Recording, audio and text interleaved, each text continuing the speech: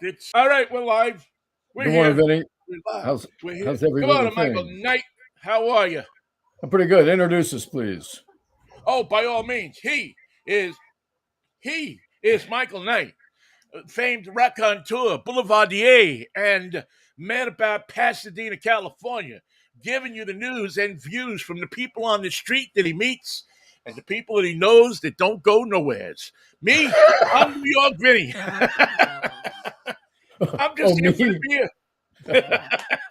me, and the bitches. Yeah, send me the beer and the bitches, and we're okay. We are good. All right, Mikey. Well, good morning to everybody out there who listens. Yeah, it's a wacky And Wednesday. it is a wacky Wednesday, and especially good morning to those of you who aren't smart enough to listen. You ought to get on the stick, babe. Oh, We I mean, are, uh, like we are like what's Rudy. happening. In fact, I was going to pick one out of a crowd and just say Rudy Giuliani has never listened to this show, and look at the mess he's in. You don't want that to happen to you. So let's. We're here 3 days a week. You don't have to. One. If you just watch the Wednesday show, you'll be fine. You'll be fully immersed in Mikey and Vinnie land. You'll know where Spopaki is. You'll have a prayer cloth. You can drive around. You'll know what Vinnie's driving. You know what I'm Well, avoiding. the thing is, Mikey, as you well know, that grace is given to, good things are given to good people because they listen, because they have a sense of an ability to um, understand what's going on. And And never, ever, Rudy, ever have we ever to our audience said, please listen at work and tell a friend. Have we ever said that? yeah, I think we might have. Yeah, we probably did. Maybe, maybe not though. Did we ever say Maybe not. stick it? Did we ever say stick it and win? Yes, we have. We will say it Yes, again. and we've often said, for those of you who knew us, who've known us a long time, have said you can't do that. Remember that little ditty? Yes, All right, so Michael, yes. I'm going to ask you to tell me what I'm going to play something, and I'm going to ask you to tell me what I am listening to, and I want to see if you can't do that. I don't And you know. know I what our most probably popular question was? no. What are the three rivers in Three Rivers Stadium? Oh, of course. How many times did we use that? And look where I wound up. Looking down at all three of those damn rivers. You talk about, and the studio was right at the confluence. You could look out and see where all three rivers came together. You can see each river making a name for himself. You could see that it was right there for you. The confluence of the Monongahela, the Allegheny, and the Ohio, just sitting right in front of you for your delectation. I'll What's in never that forget. river? Do you think? What's the Who's in that river, or what's in that river? what's in that river? Is there some fish in there? Oh, well, let's see. Yeah, I guess there is some fish because I did see people fishing upriver, more up the Ohio. I don't know. I mean, I still would have to think that the water right around Pittsburgh is fairly. You can go boating in it, but you don't see too many people swimming it up there. Upriver. Ohio, Ohio's got some reputation for rivers that burn, and not all rivers will do that. There's I'm trying to think of Actually, one. it wasn't the Ohio that burned in Cleveland. It was the Cuyahoga. As it went through Cleveland. I'm just saying in As it Ohio. went Yeah, through Cleveland. Yeah. yeah. It was Well, on that's what fire. rivers do when they go through Cleveland. I'm not sure. I felt the same Matter way of when fact, I was there. I felt on yeah, fire. I'm not sure that the Ohio goes through Cleveland. I don't think. I think the Ohio goes south of Cleveland. I don't know. I don't know that the Ohio goes to Great. Obviously, Lake Erie is there, and And as one of the the famous, Cuyahoga is the river yeah, that runs through the city. yeah, the famous tributary of Blood Creek, which could have been renamed, but no, they stuck No, with it. why? We're too busy renaming things. We have a lot on the rename list. A Well, lot. I'm going to remind you that you have to ask me a question because we could probably do the whole show and never get to it. That's the way the show Right. works. Okay. So I want to see if you could, if you could tell me what this is, and B, how long it'll be before it brings a tear to your eye. You ready? Yeah.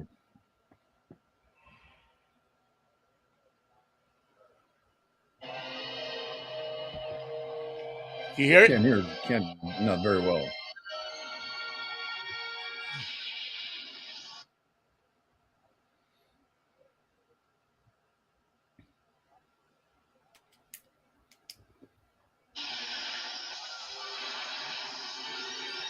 Hear it? No.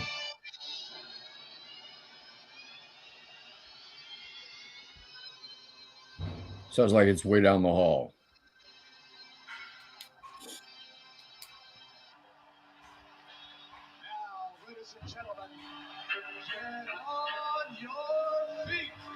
Can you hear it?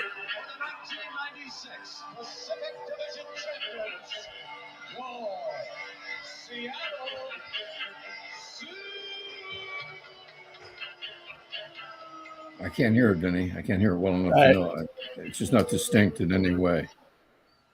It is the. Let me try one more thing. Now? Okay, somehow it's not working.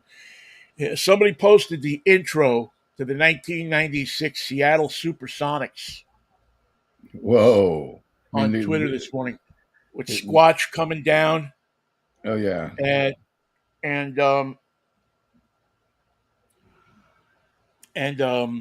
just the whole beginning of the The whole game, show open. the Yeah. intro.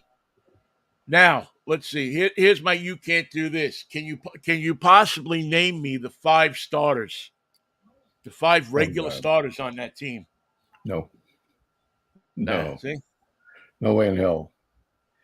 Who were they? Gary Payton, Gary Gary Payton. Payton, Hersey Sean Kemp. Hawkins, Hersey. Sean Kemp, Detlef Schrempf. Let's see. Hersey Hawkins, Detlef Schrempf. Now I'm forgetting one. Irvin Johnson. That wasn't a bad My mind team. doesn't work as quick as it used to. Now what I sense when I'm listening to that history come by me is that we thought we had a really good team, but by modern NBA standards, we were short like one shooter and one big man. So it's like our team we'll play if we can have 7 guys and you can have 5 guys. We had people who could do their job well in a professional setting, but we didn't have the extras that we needed to get through the playoffs ever. That was a frustrating set of circumstances that never got better, but it did get worse. So there's that to look forward to. Well, and I will always blame the fact that they didn't win in '96 to the fact that they finally got to where they needed to be, and then they ran into Dennis Rodman. Yeah. Had they played anybody else, they would have beat the pants off them. But Dennis Rodman he was everywhere that year in that series, in that championship series. People will always talk about Michael Jordan as the greatest player of all time. Well, I'll say that Dennis Rodman put on a show for that series that made Michael Jordan look like he was just standing there holding a strap on the subway. He had a reputation as being difficult to manage. You never know what kind of mood he was going to be in. He visited our gym, the old Gateway Athletic Club, one time when the team was in town.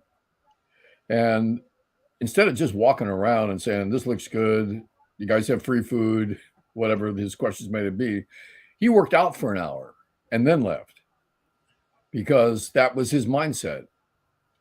As crazy and as unpredictable and as unique or as odd as he was, he had this dedication to his conditioning that seemed pretty hard to square with his drinking and carousing. But Dennis Rodman was one of those lucky people on earth who didn't know that he wasn't supposed to be able to do what he could do so well. You shouldn't be able to do this, Dennis. You're playing with the biggest men on the planet. To dominate the backboard is something that a bigger man might be able to do, but not you. And I'm sure he was told that over the course of his career. But like Charles Barkley, he didn't know what he couldn't do, and he didn't much care. He just got the ball because he wanted it more than you did. As Barkley would back in and take his shot with nobody able to stop him, Rodman would take the boards into a completely different category. And we haven't seen a player like him since who made his payday on rebounds rather than scoring. Well, with the flash he had, I mean, he was just and then you add to that the personality that he brought to the league. The funny thing is, it was a simple equation that made him so dangerous. He knew that the team who has the ball can win. And what have you done, Dennis? What have I done? I've given my team the ball. In fact, I have it right now. Yeah, it really was. I mean, he was, say what you want, do what you want, think what you want. He knew. He always seemed to me to have advanced warning of which way the ball was going to bounce off of the rim when Yeah, somebody shot it. he could see the English He on it. he had a sense. He could look at that ball and watch, and in 1 millisecond, look at that ball, tell it spin, the bip, the bop, the angle, and everything, and know exactly which way it was going to come off, and he would be there. And he was faster with his hands than anybody else, and he could jump. He could leap. He could leap. So that ball, it looked like it's coming this way, going to go that way. He'll leap and grab that thing before it goes that way. And if you see major scorers right now, like Doncic with the Denver Nuggets, among their tools, among their most efficient offensive or defensive weapons that they bring to the game, rebounding is one of them. And when he was getting these triple doubles in the playoffs before they won their title, that was one of the elements of his game. Yes, he's a dangerous scorer. Yes, he's a big man who controls the paint. Yes, he has all these aspects of his game, including a great shot of beyond the 3 line. But one of the things that he added that was so deadly, getting those damn rebounds. And teams seem to teach that. Seems to have the Warriors are a great rebounding team when they're winning games. And if you pick any team that's a winning team, they've got to have the ball. You can't win without it. And if you're taking shots and going away without the ball, that means the other team has got every advantage, and they'll take that advantage. There's 2 things that my team, when I finally own a basketball team, there's 2 things they're going to be able to do: get your rebounds and make your free throws. If you cannot make the free throws, which by the way are properly named, they are free. You can just stand there and make one. If you can't do that, then you can't play for my team. Well, that was always the thing that was, I don't know if you want to call it shocking or whatever it was, but just the fact that so many people miss so many free throws in the NBA. It was. I mean, I think it's better now. I don't have the comparisons, but I'll bet you if you looked and you saw that the free throw, percentage free throws made and free throws attempted these days is probably better, a lot better. But boy, back in those days, man, I mean, you would see superstars jump up and just tank it. And there were guys that were trying to throw it underhanded. There were the guys that had every which was, I mean, and remember that every morning you could count on after a Sonics loss, we would get a phone call that said, why don't they throw it underhanded like they did back in the days when they used to peach basket up on the thing? Well, Rick Barry was the last guy to have what you would call a unorthodox approach.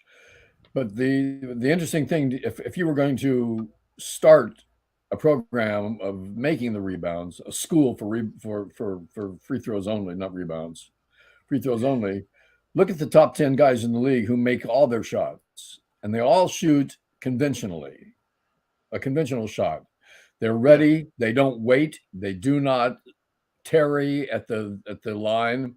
They don't dribble the ball and try to screw up their courage. They stand ready, go. Stand ready, go, and they make them like it's just like taking a drink of water. It's so easy for them. You wonder why it can't be taught to everybody, and I believe that it probably can, but no one's taking the time. And for a big guy who can't make his free throws, he's cutting short his career by seasons because of the fact that he's becomes a jeopardy to the team. He has aspects of his game that are just what they need, and then it comes to the free throw. And God knows if you're a big man in the working under the basket, you're going to get your opportunities at the line, and they must be taken advantage of. It makes all the difference in the world. Really does. It's just one of those things where where you just say, so why, if you are a professional basketball player, why can't you do this? You should be able to do this. Yeah. It's a mystery. It's a basic fundamental game. They're giving you 2 points here. They're giving you 2 free points. All you got to do is put the ball in the basket, which you're paid millions of dollars to do. And yeah, go ahead. And you can do it when there's 10 guys, when there's 9 other guys around you. But yet when you're standing out there on your own in the spotlight with the spotlight on you, clunk.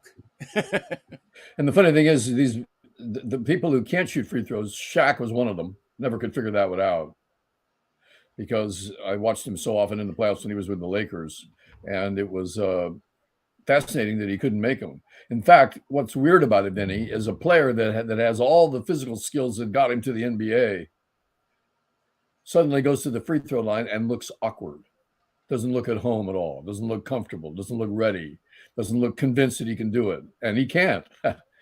But so in his mind, as soon as he goes to the line, he's already having a conversation with himself that's not going to turn out well. Yeah, it really doesn't. It doesn't figure. It just doesn't figure. So my answer is 49.7 to your question. Thank you. I appreciate that. One of the things that, I hope that before I shuffle off this mortal coil, that Seattle will get its Sonics back somehow. I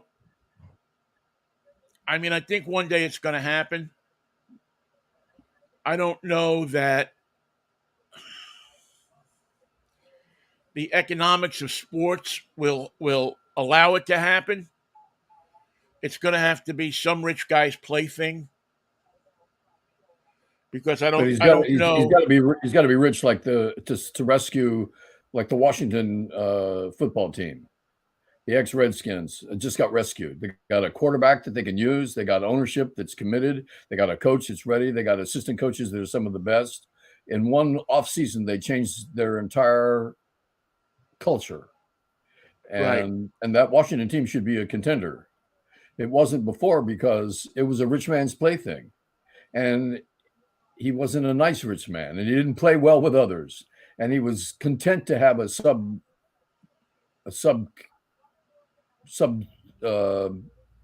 less than stellar product. Yeah. He was content with that. He liked ordering people around, and ordering people around that were bigger than him. Yeah. I don't know. That guy was Daniel Snyder was just a whack job. It was an odd combination.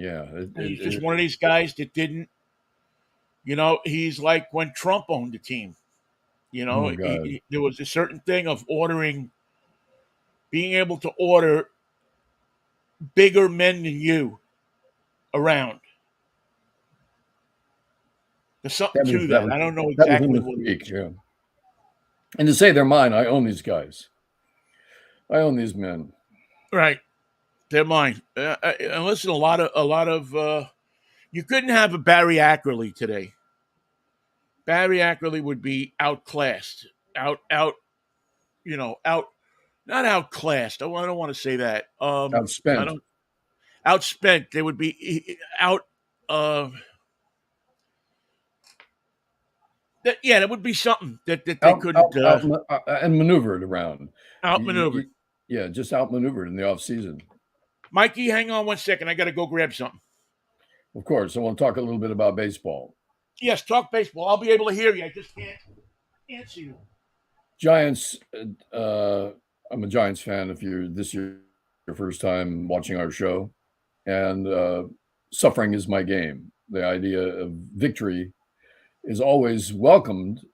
With each new game, we have renewed interest in the possibility of a victory, but we don't always get what we want.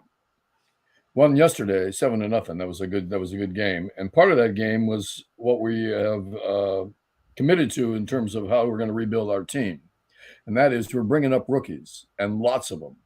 Rookie shortstop, rookie catcher, now another rookie outfielder. His name is Wade Meckler.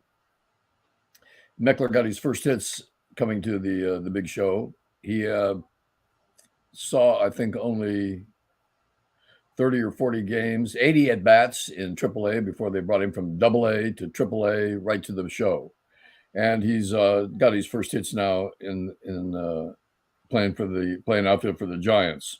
One of the reasons that they had to commit to a young outfielder, or chose to, they didn't have to, was that they have a shortage of outfielders. They've had an injury of outfielders, and this is where Seattle comes in. And I want to thank Seattle. First, they gave us Mitch Haniger in the offseason. Mitch Haniger was a pretty good player for the Mariners. He came to the Giants, got hit by a pitch ball, has a broken arm, hasn't played for months. He's not a factor in this team, and I don't know if he's going to come back to the end of the year or not. I don't know if he does, if they will retain him as his services. So Mitch Haniger, good effort. You took one for the team. You went down hard. You broke your arm, and so we made a deal for another outfielder from the Seattle Mariners, AJ Pollock. AJ Pollock played a few games, but only a few, less than 10, before injuring his oblique. He strained his oblique, and now he's on the injured list. So that means that a kid named Wade Meckler, who went to Cal Poly in San Luis Obispo and was drafted and is scooted around the minors in a big hurry to get through. He started AA this year for the Giants. A cup of coffee and a slice of pizza with the Sacramento River Dogs. And now he's playing for the Giants and has managed to get his first 2 hits. This is a solution, at least to the problems that the Giants have, which is consistency. They'll have great outings by their pitching staff, followed by 5 runs in the first inning. Consistency is not something that we can tout as a success for this team. But one thing that we do have to recognize is that the players that I'm talking about that came from AAA to the majors have, with the exception of Casey Schmidt, who was the shortstop who had to be sent back down to make some room, have had a great debut, have adjusted to major league pitching, have contributed to victories, have not looked odd or ill-prepared or underexperienced in the field. And those 4 players have transformed the starting lineup of the Giants from one of a mix of cast-offs from other teams and other trades, especially for pitching that came in the offseason. We didn't get the starting pitching that we needed through that process, although our starters have been rather aggressive lately. We didn't get the batting that we were required because we needed another power hitter to contribute to the lineup on a regular basis. But we did get rookies who can fill in all those needs and be a factor for the team going into the future. So it wouldn't surprise me if the Giants did not make the playoffs. They're close. They're able with a stretch run. They could perform, I think, convincingly before the cameras of the playoff audience. But if they do I had to chase the beer guy down the block. What was he selling? Valentine's? Rangel. Rheingold. Because my beer is Rangel dry beer. The end result of this is if the Giants turn this stuff around, become a competitive team toward the end of this season, it won't be because they spent the money that the Dodgers spent, because they have that money, but choose not to spend it. It won't be because they have a veteran team that really puts it together and stays healthy, because they do not have that team. Their veterans are on the way out and not always the most healthy. And it won't be because they succumbed to a lot of the injuries that they suffered, because they did. As I went through the outfield that we've gone through, Mike Jastrzemski's still on the injured list. They're going to do it with kids. And it's been a while since any team has been able to bring up. How many times has the Giants in the past brought up like 4 AAA notables, hopefuls, and put them right into the lineup and left them there? I can't think of a year that that's happened, and I can't think of a team right now that's willing to make that kind of a commitment to their youth. But the Giants are doing it that way, and it's turned out to be as good, if not better, than the other teams who went out and got a Max Scherzer or made a deal at the trading deadline to bolster their attack on the pennant this year. Giants did it with youth. Other teams are doing it with, well, basically money. They've got a problem and they're going to solve it with dough. Now, all problems have to be solved with dough. Right now, my car needs a charge in the battery. Well, I could bring in the youth squad, or I could just call AAA. Well, I'm going with the tried and true solution. I'm going to call AAA, but the Giants aren't. The Giants are saying you can always call AAA when you got a dead battery. What we need is a spark. We need a kid. We need a youth movement, and they've committed to it. And I'm proud of them for one reason, and that is that they didn't just hold their cards. They made moves.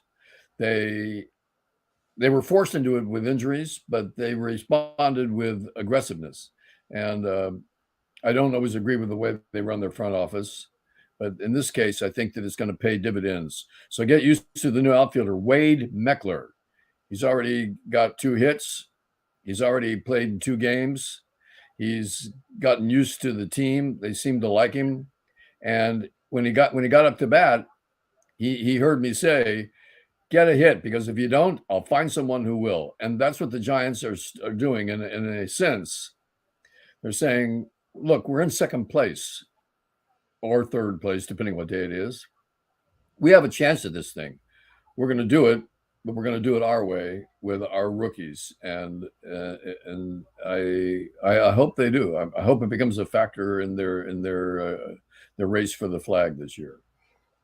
Well, first of all, just the immediate thought that comes to my mind when I hear the name Wade Meckler is 2 things. There's 2 things that really come to my mind. First of all, is he the first Wade? Probably not. I'm going to guess not. But is he one of those Wades to play Major League Baseball? Maybe the most famous being Wade Blasingame from the 60s. Remember Wade Blasingame? I do. And for some reason, Wade, the name Wade in baseball, leads to a musical connotation. I remember when I was a younger man, I liked Wade's name, Wade Blasingame. So I used to sing it, and I used to sing it to the tune of Petula Clark's "I Know a Place." Wade Blasingame. Wade Blasingame. He pitched the ball. Wade Blasingame. Oh, Petula. And when you said Wade Meckler's name, immediately it didn't even. It's like it didn't travel from your mouth to my mind. That I was sitting here thinking to myself, Wade Meckler. Drive by Mary's place. Do, do, do, do. Wade Meckler. Well, the old song Taxi Driver by the Mills Brothers. It shows you that the brain is a strange thing with the associations that it makes on its own. All the files. Vinnie's got a lot of things filed away in his brain, and under Wade is a number of songs and a memory from the great years of the Mets. Well, it's funny that, and I don't think Wade. I don't know that Wade was ever a Met. I think he was a Brave and a Red, and he might have bounced around the American League a little bit. But the funniest thing was when Will Ferrell was on Saturday Night Live. Mm-hmm. He had this character. I don't know if you remember this. That was a pet lawyer. So Lawyers. if a dog bit you, you would call a lawyer, and the lawyer's name was Wade Blassingame. Whoever wrote that piece knew about the real Wade Blasting game. Had So to. just for kicks and giggles here, we got. I think we need to Google Wade Blassingame and just see what he's Where up is he? to. Where is he today? Uh, I'm going to say Wade Blassingame is 79 years old, left-handed pitcher out of Theodore Roosevelt High School in Fresno, California. Holy Uh, moly! who I believe, maybe I'm wrong here. I know he's out of Fresno, but is that not the same high school that Tom Seaver went to? Tom Seaver's from Fresno. Yeah. That I couldn't begin to tell you. Theodore Roosevelt, eh? Okay, so Wade. I know that now they're naming high schools only after Republican men who Yeah. fell in the trenches supporting Donald Trump, as Fresno is a deep Trump territory these days. Wade broke in 1963 with the Milwaukee Braves. That's why I remember him so well, because of the Braves. And pitched for the Braves, the Astros. Let's see. The Braves, he went to Atlanta with the Braves in 67. He was traded in the middle of the year to Houston. Pitched 1, 2, 3, 4, 5 years with Houston. Won 16 games in 1965 with the Braves. Go Fresno. Yeah. And then finished out his career in 1972 with going 0-1 with a very sorry New York Yankee team in 1972. That was he pitched one game, and went 0-1. And at 28 years old, Wade Blassingame was in baseball no more. He started at 19. He came up in 1963. Wow. That's a lot of pitches, though. Yeah, and he was, but for some reason, I don't know if it was his baseball card, the fact that he seemed to pitch against the Mets a lot for some reason. He was in your life. But I always remembered Wade Blassingame. And so now we have another Wade in the major leagues. I'm sure there's been one or two. It's not a common name. I mean, it's not. It's a common name. It's a name that's not uncommon, but it's not really common. It's more common, perhaps, as a last name. I don't know. There was a Bill Wade, and it was down here on KHJ for years. He was a boss jock. Bill Wade, 93 KHJ. That's all fine and good, Michael, but did he have a team that went, Wade Blassingame, he's pitching a Wade Blassingame? Maybe I remember walking to school singing that song, man. It's springtime. You know how New York is. I mean, California, you don't get it too much. But there's a certain few weeks in the year, in the end of March, beginning of April, when it's actually warm enough to go to school with a light sweater. Sometimes you don't even wear a sweater, and you walk into school and it smells beautiful. It's spring. Magic days of spring, yeah. And it's spring before you really know about girls. It's spring when your mind is still on baseball players and running faster than other people and hanging out with the kids and playing stickball. It's not out. You're not showing up at the schoolyard and taking your shirt off, and so you can impress girls. You're doing it so you can swing the stick a little bit better. Funny And when I was a kid, it seemed like all the retired players were from like farm towns, Kennesaw Mountain, Georgia, Waycross, Georgia. They were all country boys, yeah, and that's an exaggeration because I know there was a lot of city boys too. But it seemed like the rural South contributed a lot of players, especially pitchers. And I don't know if that was just my imagination, but it seemed like they were all from small towns in the the South. yeah, they did. It really seemed like I remember on many of my drives across the country, I always would look and see where where baseball players were from, and see if I was close to that town. Some of the the Negro brothers were from West Virginia, just maybe 35 miles outside of Pittsburgh. They certainly got There's out of that. actually the actual main street in this one town in West Virginia. I can't remember the name. Is called Phil Negro Boulevard. Is it Phil or is it Joe? I think it's Phil on that one.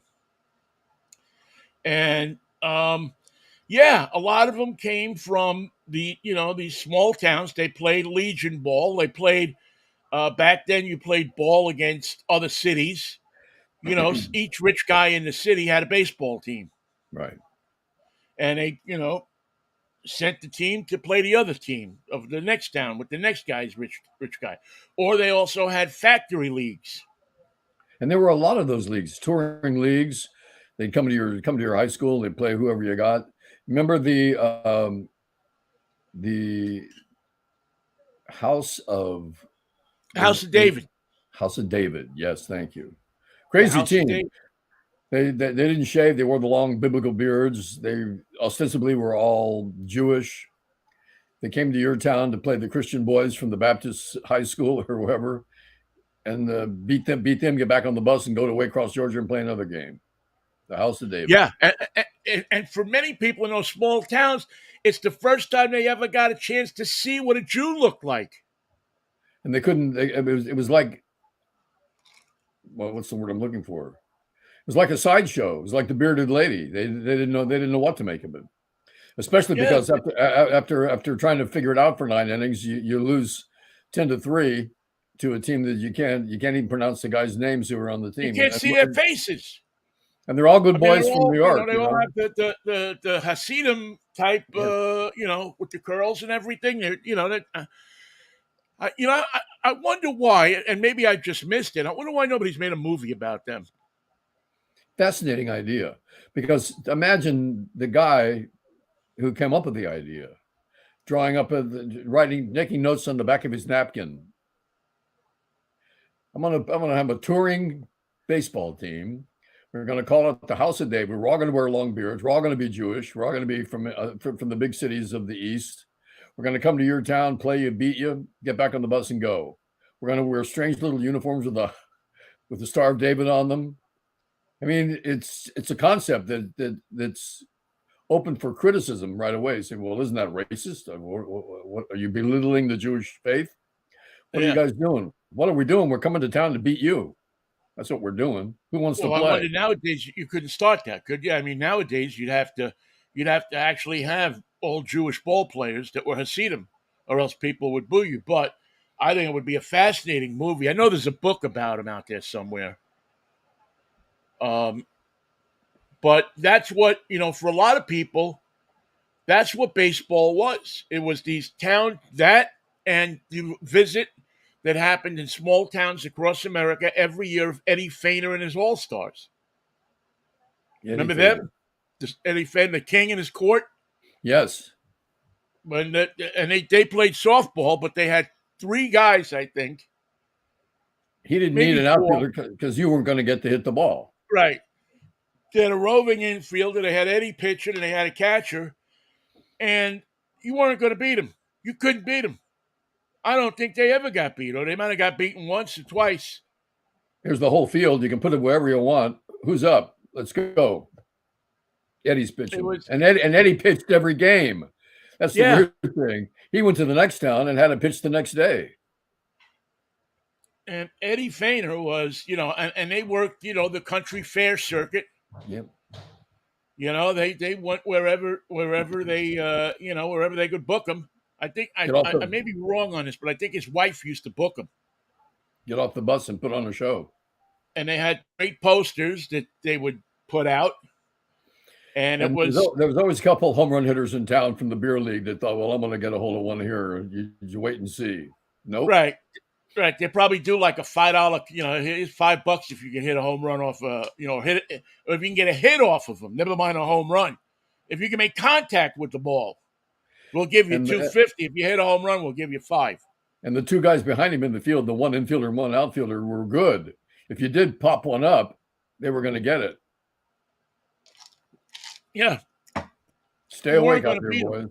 But to see 3 guys or 4 guys go up against your best team that you could come up with. Yeah, we don't care who you put out there. Bring them on. Bring in the boys. We're ready to play.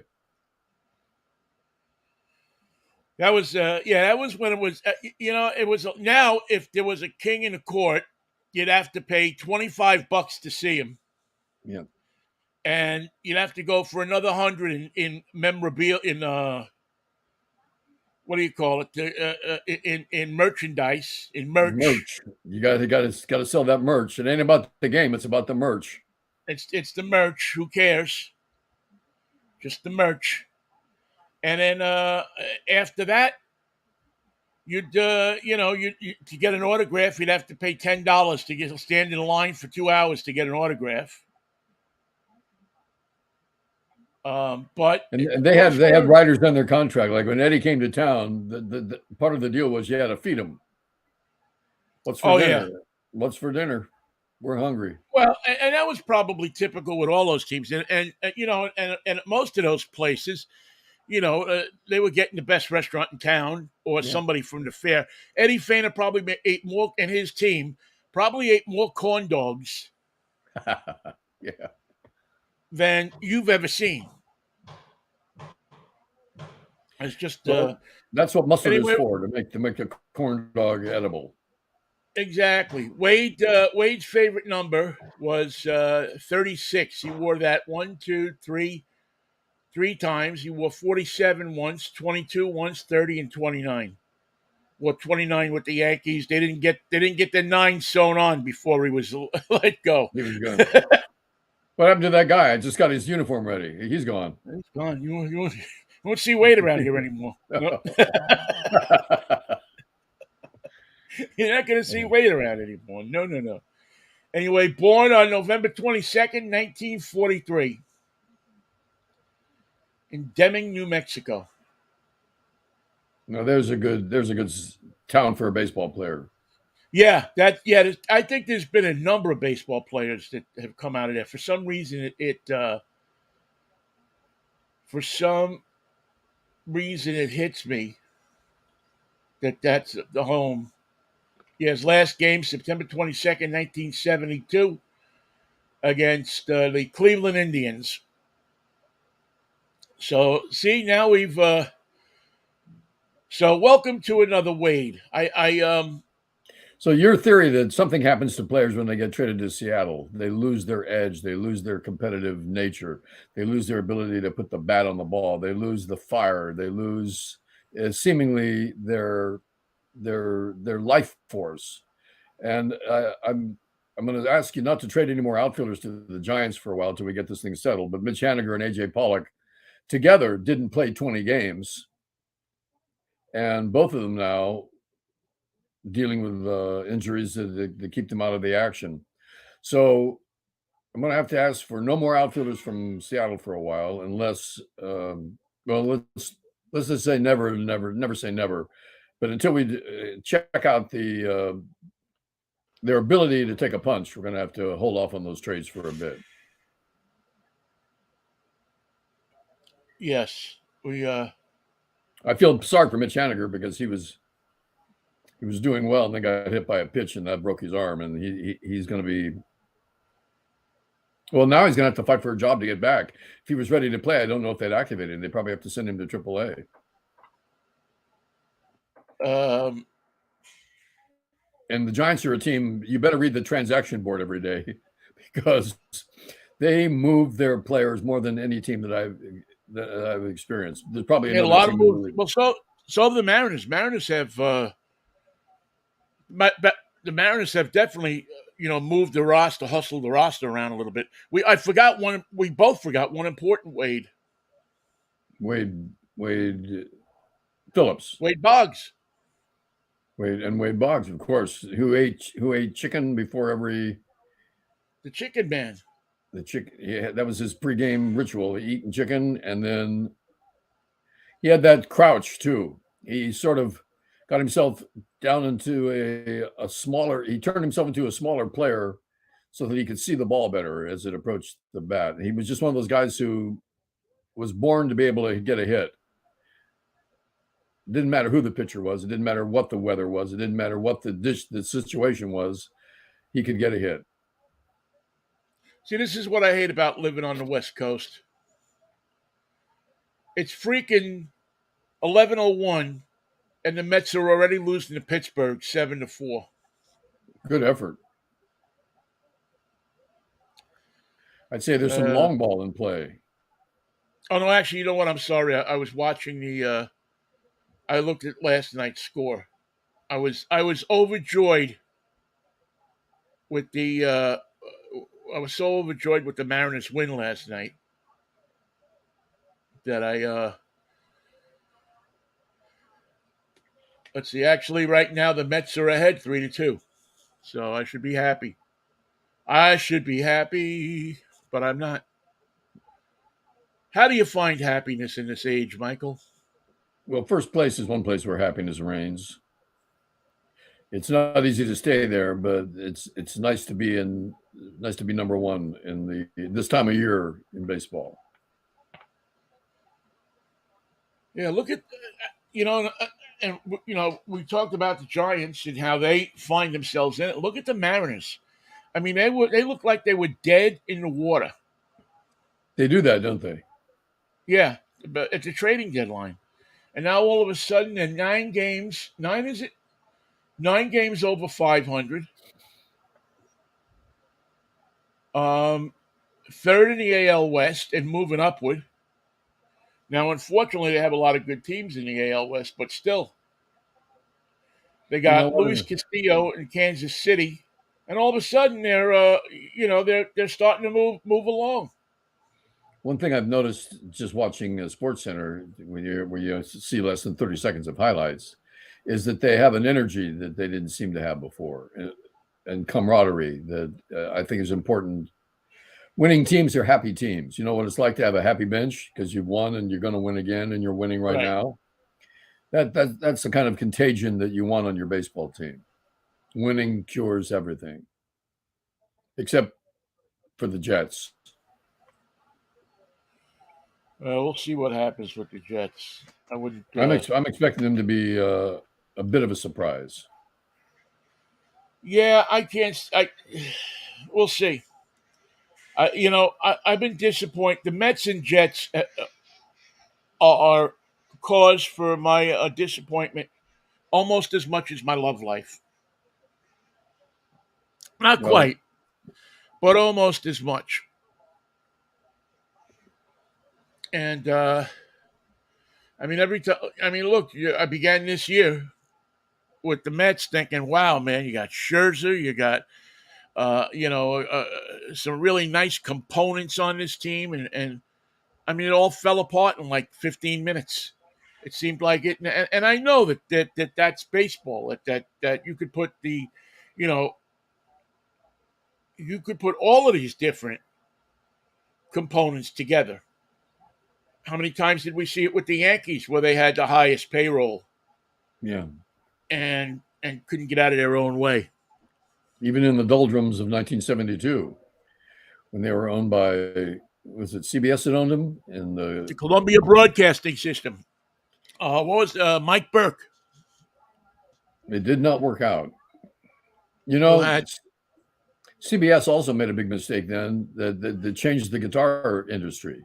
They bought Fender guitars, Yep. and the Fender guitars of the CBS era were so undesirable that you would sell your guitar just listing it as pre-CBS, and someone would snap it up for bonus dollars just to have one that they could rely on, knowing that a CBS Fender guitar was less than desirable.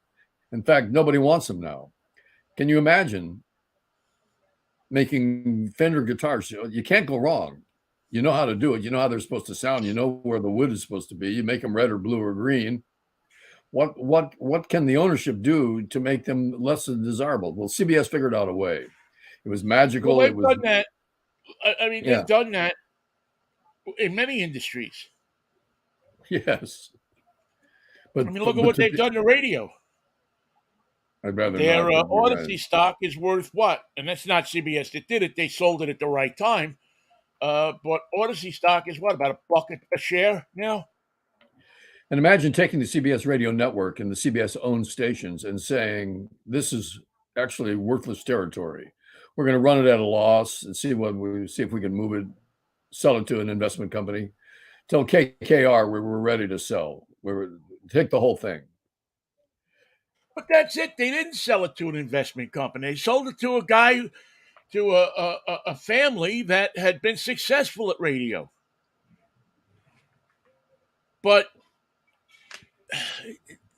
what they failed to do is keep the synergy between CBS and CBS Radio. Yeah. They completely divorced themselves. They wanted to sever it totally. We don't need CBS anymore. We've got this. We're going to run it just the way Right. we We want know it. how We'll to see. do this better. They could have bought that, left that whole thing CBS Radio. Yep. And I mean, you had a gold standard name. I mean, you walk Frank into said a a place and you penny. say, "I'm with Odyssey," and somebody goes, well, yeah, okay, our computer's over there, and you can Yeah. fix it. Let me know how long, if you need a glass of water or something." And the You printer's walked broken into a too. place, you said you were CBS Radio. Whoa! It was like looking like Mike Wallace on a Monday morning for 60 minutes. Damn You know, right. people started scrambling. They ripped the whole freaking thing down. It's a shame to see what they've done to those stations. But that's what, listen. Can you imagine buying something of that magnitude, of that import? The top of the hour CBS broadcast was the gold standard for radio. And say, they spend too much money creating this product. We can do it cheaper. We can do it better. We can do it. The first thing we're going to do is we're going to take the sounder and make it sound like it's coming through a transistor radio. The CBS top of the hour sounder now sounds cheap. It sounds like it's being played from a transistor radio through a telephone down the line. And so that tells me the first thing that it's 6 o'clock. Beep. Dun, dun, dun, dun, dun, dun, dun, dun, dun, dun, dun. Nope. It sounds cheap. It is cheap. There's no defense for that. Your sounder sounds like hell. That's the first thing you did. You save money on that.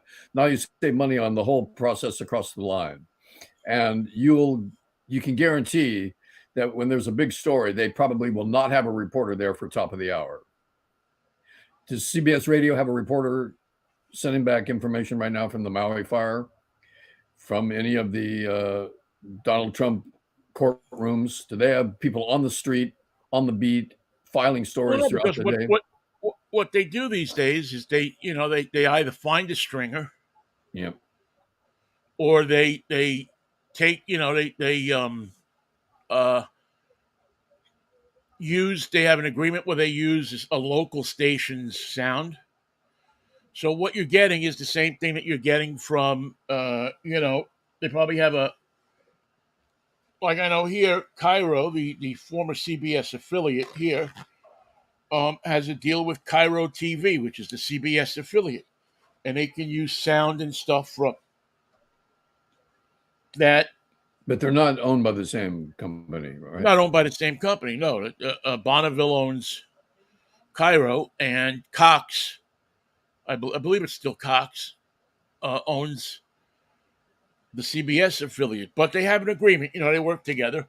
But what you get is just a radioized version Yeah. of what went on the TV station.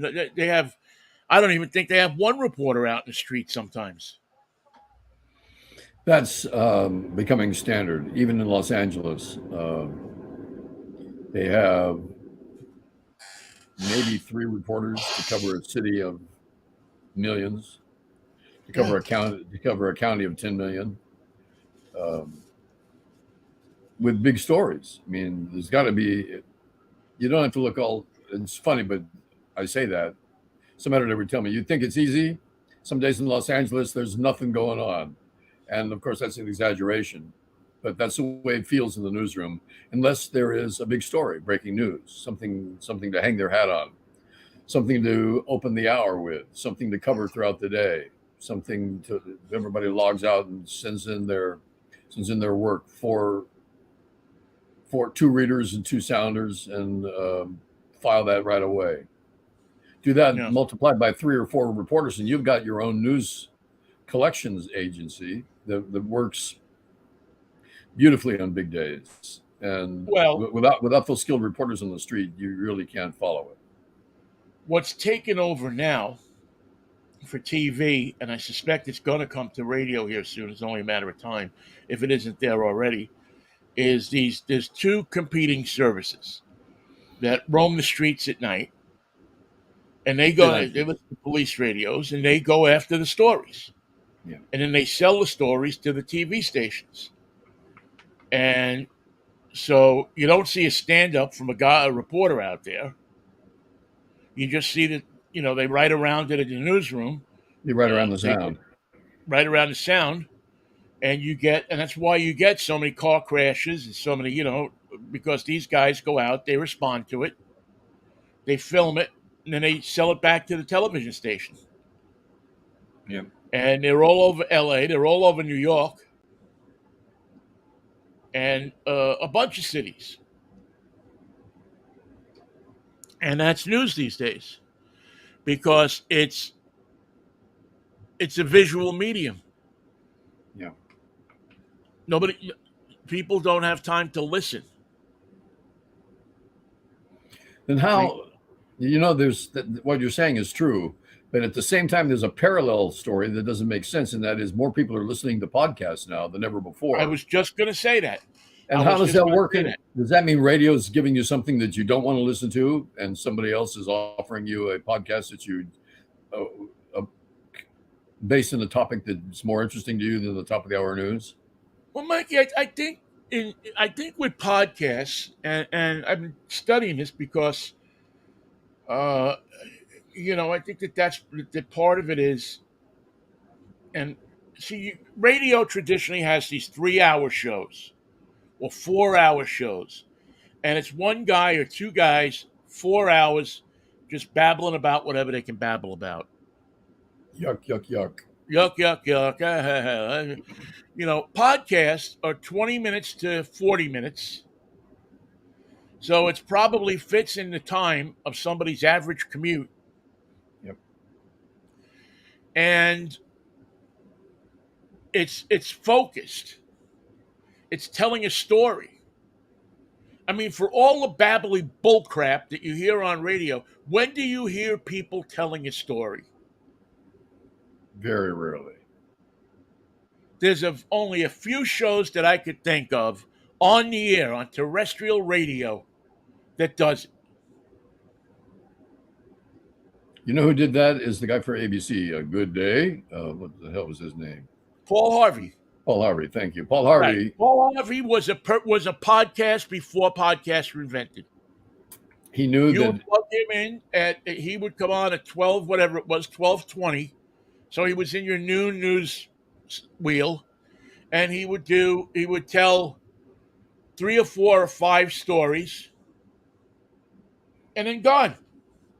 He had his show, his show was tailored to the farmer who was coming in out of the fields for lunch. That could sit there and listen to it while he was eating his lunch. And he was a stylist. I mean, he had a delivery and a pacing and a cadence all his own. and he knew how to take any story, the Maui fire or Rudy Giuliani, and tailor it Paul Harvey style. Put in the Right. stops, put in the pauses, put in the phrases that you were familiar with, and always pacing the story with his special delivery. Right. That's what a Exactly. radio personality should be. Remember Gene Shepard, the Yep. storyteller at night, WOR AM. All he did was he would talk about his childhood, but he would do it in a way that your childhood became part of it. It was about balloons, or it was about water balloons, or it was about something that happened on the 4th of July, or it was about what happened the night before the first day of school. And he could do that for an hour, and you were drawn into his world. One of the nicest compliments I ever got in radio, somebody ever gave me in radio is, I forget, I was telling a story about something. This was in Pittsburgh actually, and I was going on about a story, and comparing something in baseball to my youth. Similar to what I was doing before when I was telling you about the first day You have a of cat. Hello Cat. Is that Puna? That's Tomas. Oh, hey Tomas. He's got too many Um, toes. Tomas. And so somebody called me up and said, you just remind me of that guy in New York that used to be on the radio, Gene Shepard. The way you tell a story, Wow. and it was one of the highest. That and the letter we got from Tom Robbins that time, probably about the two best compliments that that I was given about just telling stories, and that's what the podcasts do, Michael.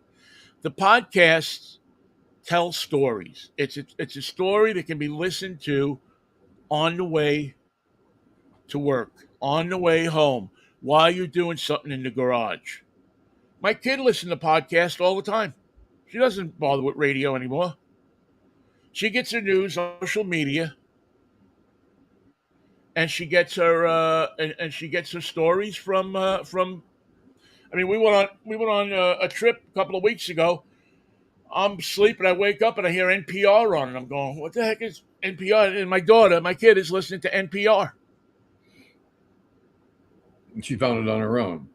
She found it on her own. I don't. She's listening to an NPR podcast. Well, that's not so outrageous. She was from the Bay Area, and in the Bay Area, the NPR station on radio, KQED FM, has passed KGO and KCBS a couple of years Oh yeah, ago, same here. and Same here. never look back. They are the number one news radio for the entire Bay Area. Now that's what, 10 counties. That's 7 million people. That's the third largest or the fourth largest market in the nation. And more people turn to NPR news than listen to the two news radio stations that are there for them. Well, now there's only one. And it's because KCBS and KNX and the other CBS stations aren't in the business of bringing you news anymore.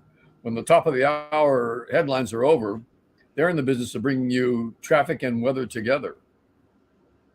And they will stop any story that they're doing, or any live coverage, or any element of programming that you would describe as breaking news. Well, we have breaking news. There's a fire. Oh, God, look at the time. Well, let's check in with traffic. Yeah. Traffic brought to you, traffic every 5 minutes, and it's every 5 minutes. That means there's no room for news. There's no room for sports. There's no room for Well, you editorials. can't tell a story, No. but I'll tell you something. What I think, and I don't know. I'm no great radio program or anything like that. But I think what would save AM radio and what would make it more palatable, you have to go back to the basics. What made radio so popular?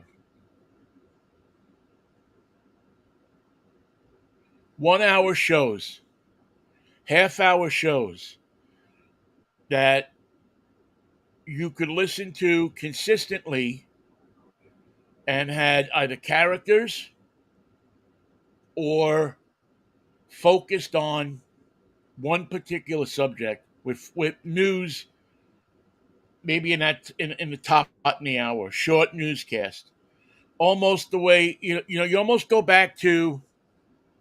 Remember the concept called narrowcasting? Yeah, yeah, Yeah, you almost that's go what this back is. to the Don McNeil Breakfast Club and the Arlene Francis and who was it? Arlene Francis and uh, Who was her Martin partner? Martin Gable. To that 30s and 40s type of long form storytelling, but in a Conver- quicker, more concise way. Conversation around a round table with a microphone in the middle. The That's water how they used cooler, to do it. Yeah, the water and cooler. How you how know, cool would a radio show named the Water Cooler be, where you had three people who are working in an office and they're talking about what's happening that day, and no more than 20 minutes, 30 minutes tops, hour at the most, if an hour, but covering a couple of different topics that are meaningful, that are happening, because half of this country's mind is decayed to by the the cult. point where they just look at what Trump's doing today. You could make $1 million just doing a radio station that talks about Trump all day. That's the that's the plaque on the brain of this country. Ooh, good phrase. That's what That's why. that's That's that's why. That's why so many of us cannot think. that's what. So you have to give the people who aren't. Yeah, that was a pretty good line, wasn't it? The The plaque plaque on on the the brain of brain of this America. country. Yeah. I'm gonna have to put that on social media later. Um. Anyway, In fact, in I don't. fact, You, in you know fact, what? contributing to the Black Vinny, though, radio has to take responsibility for the vicious hate talk that they spew every day. What what the nonsense that we see on some of the cable news outlets is nothing compared to the vitriol and outright lies and extraordinary comments made every day on hate talk radio, syndicated around the country. It is it's responsible in no small part for the mindset of half of America, or 30% of America, as the case may be. I hope it's only 30%, who live in a world where the facts and the supports for that world, the structure of that world, all comes from their radio every day. And instead of listening to Gene Shepard to and from work, they're listening to some bozo that is putting Fox hate talk to shame. You Right. think Fox knows hate talk? No, they don't know hate talk. You got to hear the local radio to understand how god awful and how dangerous broadcasting has become. And I've worked in situations where the people in the hallway are in full support of that message. The people that you work with. I remember a general manager telling me that most of the stuff that we were covering in the news was just actors that had been hired by the Democrats to pretend to be doing something, so that the big networks would cover it, and that would Yeah. obscure the real news. The real breaking news was far more incendiary and insidious and underground and dangerous and potential. There was a potential always for violence, always for gunfire, always for the quick solution. The Clint Eastwood solution to every problem was available. And they believed it, and they believe it today. And how they keep their licenses is beyond me. I remember as in college radio, we were worried that the FCC was listening and that our readings were wrong. We were Yeah. worried that we had done the transmitter readings incorrectly, and that they would come stomping up to the door and demand to be let in and say, your readings are off. There's a fine for you. Uh, Teach these kids how to read the transmitter, or you're off the air. But now nobody is in jeopardy of losing their license. Nobody is in jeopardy of having false content take away their ability to earn money. And everybody's selling beef on the weekends while they're selling hate talk during the week. It's a it's a crime, is what it is. It makes you weep. It's so awful, and it makes you wonder how a country got so hateful. There's more hate on AM radio than you're likely to find anywhere, even at a Trump rally. All those people have their favorite radio stations. All those people have their favorite syndicated personalities, and all of them are just scooping up the vitriol on a daily basis. How a Joe Rogan is allowed to survive in a setting like we have is beyond me. And he's not even smart. He's just a putz. He's just a putz with a mouth. Well, he just says stuff. He'll say anything to get people to listen. Anything. Right. It doesn't matter who it hurts. Doesn't matter if it's true or not. It just doesn't matter. It just doesn't matter. Being in radio means you never have to say you're sorry. Was that Love Story? Yes, You love love means story. never have to say Oliver, you're what was sorry. that guy? It was Oliver was the guy. Ryan O'Neal and Ali McGraw, right? Yeah. Right. Now, being in radio means you never have to say you're sorry. You don't even have to say anything. Just get right to the meat of it. I Don't think that's justify it. And don't quote your sources because you haven't got any. And on top of it, the people that monitor radio, the what's going on in radio, are, and we didn't really didn't talk about this, and I do want to see if we can get my friend Perry Michael Simon on to talk Mhm. about this, the demise of, radio has these publications that follow it. It's where people go to look for jobs. It's where you learn what other people are doing. It's where you find out what the programming trends are, and so on and so forth. There used to be a ton of them out there. Radio and Records, the Hard Report, all of these different, the Gavin Report. We just lost all access last month. We just lost All Access, where Perry Michael Simon worked. And they were great in two respects. Number one, it showed you where the jobs were, the people who were looking for people. Number two, it showed you what other people were doing on their radio stations. You don't have time to listen to everything, but it brought it all down to a digest that you could just look down and see what a station was doing, maybe get an idea, maybe get a tip, find out who was working, find out who got fired, find out who had a new show, all of this kind of stuff. Right. Valuable info. And Joel Denver, who owned the thing, found it impossible to continue. After the COVID run, he said there was simply no money to support the endeavor, and radio is traditionally pretty cheap too. Radio, Yeah. consistently cheapskates. Yeah, so I'm gonna see if we get Perry Michael Simon on one of these shows to talk about. Mikey, I got to run. All right, Two Ben. quick things. Two quick things before we go. Happy birthday to Julie Newmar. 90. Really? Wow. Wow. She's 90 still a years old. Catwoman. You know what? 90% of American men would jump her bones at 90. You got to catch her first. What a beautiful woman, man. And I mean, just an incredible actress. I remember I got hooked on Julie Newmar when she had a TV series called My Living Doll Wow. I back don't in remember the that. 60s. And I remember I saw how tall she was. And I think to this day, it's why I have my thing for tall women. It's just like, and maybe tonight I'll watch To Wong Fu with Love, Julie Newmar. Just That's a funny show.